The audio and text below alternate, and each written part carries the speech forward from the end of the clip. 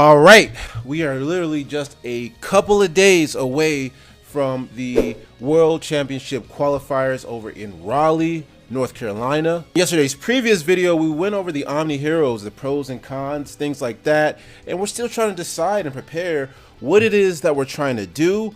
And at the end of that video, I was concluding that I should probably lean more towards Omni.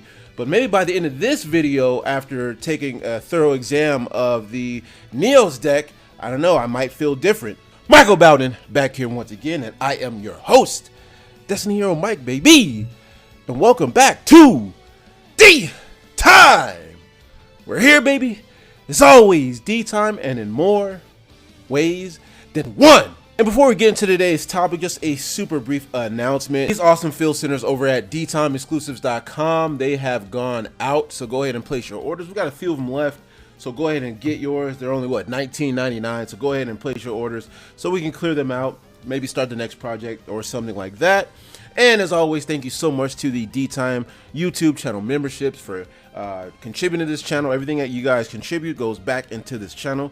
So thank you guys so much. And before we hop right on into it, just one big favor in the comments. Go ahead, first of all, give us this video a thumbs up. Very much appreciate it. Helps in the algorithm, yada yada. And comment down in the comments, it's time to get your game on, because you know it's kind of a, you know, it's a Jaden vibe today. It's a Jaden feeling. So rather than D-Time, you know, Jaden time or get your game on, whatever you want to, gotcha, whatever Jaden catchphrase or whatever that you want to use. Help us down in the comments, and let's go ahead and get into it. Since the Battles of Legend, I've been really training in Neos mostly, and I'm still feeling like I'm largely Neos, but let's go over that why. First of all, the Neos family, okay? We've got the Neos family. You know, you got your vanilla Neos, your Crosskeeper, Spirit of Neos, Engage Neos Space. It's very unique. And it's, these extenders are being Engage being the most disgusting extender. These are really strong. You know, Neos, vanilla Neos is no longer no joke. But you got Spirit of Neos, Crosskeeper, get your draw, and consistency. So good, right? So obviously you would want to ash the Neo space. The opponent wants to ash the Neo space, but if it resolves by sending, you know, well, for cost, it's gonna send the Shadow Mist, is what we like about that, and then we still get our Shadow Mist set up regardless, and we can kind of play from there. Still all E-Hero Spirit. So, and if they don't have an Ash, they're in trouble, right? Like, they have to literally be maining a Joe and Lockbird, which not everybody is doing. So I feel like this engine alone, it's really hard to pin it down in terms of choking it out. It really is. It's not an obvious choke point, because like someone commented, you know, if the minute they see some sort of variance of hero, they're like, okay, it's hero, and then they're going to be waiting for the increase, only to find out that there's no increase, and they're being, you know, they're being bullied by Neos beat sticks. So, and that's what the Neos line is. It helps facilitate beat sticks, as well as it's just an auto. It's literally just an auto Shining Neos wingman line setup, plus more things. All right, now getting into the elemental heroes, what we like about these guys, especially the Blaze Man, is that obviously these guys are all one ofs. We don't need to play 3 Stratos, which is so good. You know, 1 Blaze Man, 1 Liquid Soldier, and only 1 Shadow Mist. We don't even need 2 Shadow Mists in this build, in my opinion, because everything is going to resolve. The Engage Neo space is going to send the Shadow Mist for cost most of the time, right? So, and then after, you know, she resolves, she serves a purpose. We'll need 1 in the deck. It makes no sense to have 2 or more. It's kind of redundant if you resolve her effect. It doesn't make any sense. You only really want to see her to resolve the Engage Neo space. Honestly, that's the whole point of that. But again, you know, Stratos, we only need 1 because we're not going to go search we don't rely on the Neos line. I mean, on the Vision Hero line. And it's very, like, it feels very self-contained and consistent, and it saves a lot of deck space. We don't need 3 copies of we don't need 3 copies of Vion, 3 copies of Ferris, 2 copies of Vion, and 2 copies of the increase. No, we get to save a lot of deck space. They facilitate themselves. Same with Blazeman, very powerful. And then again, the value of something like an E-emergency call goes up that much higher, right? The value and efficiency of an E-emergency call is increased by that much more, and they all blend in with each other perfectly well. We don't have to worry about drawing multiple copies of each or anything like that, because again, it's all self-contained, especially with A Hero Lives. Pretty disgusting. But then the Infernal Wingman, Infernal Rage, Flame Wingman, Infernal Rage glues everything together. He's, I guess you could say, our DPE. He's so easy to summon. It all flows together. Polymerization between any of these heroes, are obviously not including the Crosskeeper. He's just more support. But he's just so easy to bring out in under 5 summons. You know what I mean? So we don't play in the nib obviously at all. This deck doesn't really play in the nib very well. And then if they do nib, it's not a juicy board that they're hitting, because we already have our setup. By the time they Nibiru, we already have the setup that we're looking for in favorite contact. So we don't like go into a bunch of links or anything like that. You know, we don't have an obvious choke point such as Cross Crusader. That's an obvious nib point in my opinion. Cross Crusader. We don't have that. So by the time you nib, we've already gotten our full value. So, you know, it's really good. It's not a good nib. It's not the best. It's not best of nibs, honestly. So I did some testing. I can say that nib does not hurt this deck, really at all. So, and again, Infernal Rage is the one that glues everything and pieces everything together. So that's what I like about that.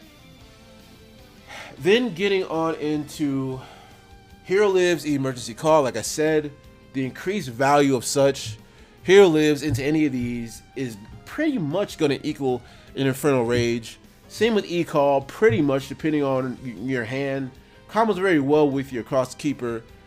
It's just pretty much combo. E-Call combos very well with your Neo Space. Whatever you need. The flexibility of E-Emergency Call / A Hero Lives is just that much better. This card is also a 1-card setup into the Infernal Ring, into the Shining Neos Wingman setup.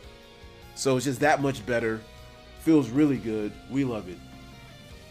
Another thing I want to talk about is kind of the extended family of Neos, but we're going to place this over here. The Ian Shuffle and Protection of the Elements. Man, we have access to Spell Trap Negate. So say if we're going against something like Branded, we know we're going against Branded. We don't even always need to draw the Ash. We're just going to wait to hit. We're just going to wait to hit that pivotal Spell Trap card that you activate. Hit that Branded Fusion. Ian Shuffle. Again, do we...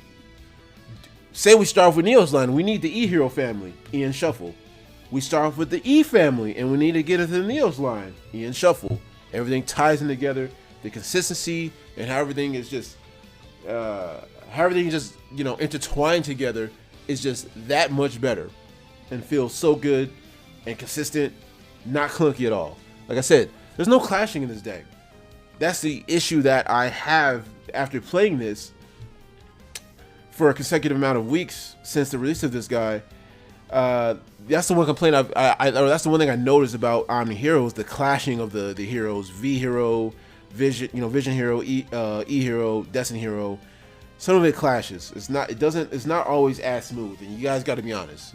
I mean, I've been like what feels a lifelong Omni / Destiny Hero player. The name of this channel is freaking D Time, so I think I know what I'm talking about here in terms of just flow. And that's just kind of like all we need. But I'm going to get into the overview here in just a minute. And then to round things off here are we have access to Arm Neos Fusion, you know, the Arm Dragon setup, and that feels great, right? That feels really good because the thing is about Neos Fusion is that it's searchable. So unlike Fusion Destiny, this card is searchable. And again, it flows. It has just a better flow than Omni Hero does. It really does. It has a much better flow. It feels so clean in comparison to Omni Hero. And of course, you know, your Neos Fusion, Arm Neos, you know, blow up the front row, attack something, and then you have your access into the other Neos Fusions, the, you know, Cosmo Neos. I think Nebula Neos is probably the best choice in my opinion. Because the thing is, I want to talk about this in depth just really quickly. if you arm Neos, say you kill something in a battle, they get to their turn, you can only activate something in the main phase, right? So in their main phase, they have priority to activate something, to play something first. So that kind of kills the purpose of Cosmo Neos. He still has his use, but it kind of kills the purpose of Cosmo Neos, in that you can't, like they have to pass over priority to you in order for you to activate Arm Neos effect in their main phase after you kill something in battle. So usually they will activate something, you know, they're going to take their priority, then you can change their Nebula Neos, and then they're going to have cards on the field, and then the Nebula Neos is going to negate whatever, he has protection, and then in phase, bounce something back. You're going to draw at least 2 to 3 cards. It feels better. Or you're shutting Neos Wingman in response to something, and then just shut him down that way. But I would recommend the Nebula Neos. Bring them out in defense mode, because remember, we don't want to play into tactics. Get our draw, at least draw 2, and then we're protected. And then even if they do tactics and decide to take, we're safe because we brought it out in defense mode. So whatever you do bring out with Arm Neos, we bring it out in defense mode. But again, we have the extended Neos fusions in Arm Neos. So the overview I want to talk about this deck, again, we don't have the weakness of, we don't really have the weakness of the Bestials, right? The best thing they're going to be able to Bestial is, say we go engage Neo Space, send in Shadow Mist for cost, and then, you know, before we get into the next chain leash, they hit our Shadow Mist. That's about it. But we're still able to play. We still brought out whatever we brought out and got our polymerization with engage Neo Space. So, and then our Spirit of Neos is going to get its search into whatever we needed to get, and then we're just going to flow from there and play from there, right? Search our Neos Fusion, whatever that we need to get, and it's just that much better. Feels really good against Bestials. I've tested this against Bestial. We have actual matchups over at DTime Duels covering this matchup, to which we did win a game. So, yeah, so we have a really strong matchup against Bestials. I love that. And then everything else, it's just, it has so much more efficiency against everything else. It deals very well with the meta. Of course, we want to win a die roll. We want better luck, this, that, and the other. But, you know, in terms of things that are in our control, it just has a really good consistency. It has a really good flow. It has a really good presence. It has a really good pacing. It has all the self-contained utility that it needs. Look, we don't even need to bring out a Dark Law. We don't need to bring out Dark Law, which is what I love about that, right? It's just gonna play on its own and stand on its own 2 feet and just deal with everything else very easily. So that's what I love about this deck. And sometimes in life, so in my previous video in life, you know, a strong famous saying is stick to what you know. But I feel like with this one, less is more. So that's the saying with this deck. Less is sometimes more. We don't do as much as Omni Hero. We don't produce as much as Omni Hero, but sometimes less is absolutely more. You know, we have our ST Omni Negate. We have our Board Wiper. We have a Regeki plus whatever else that we need. That's bonus plus protection. We have Destruction. You know, we have the interruption that we need. We have insane amount of consistency. We have a draw for with Crosskeeper in combination with Liquid Soldier. So sometimes less is literally more, and the choke points are not so obvious versus the Omni Hero deck. It's been around for a while, they know. We're going into a premier event like this, they won't know. Because of that, I'm definitely leaning towards Neos Hero more than Omni Hero, especially after yesterday's video. That's what I feel like that I want to do. That's what I'm thinking. That's what feels right. That's what feels good. But let us know what you guys are thinking down in the comments, and if you're going to be at, or any kind of tournament that you're going to. Doesn't have to be just this tournament. I hope to see you there if you go, but your next upcoming locals, what are you thinking? Now, we're breaking this down more in depth. But anyways, guys, I appreciate you guys. I love you guys, and I'm going to catch you guys in the next one.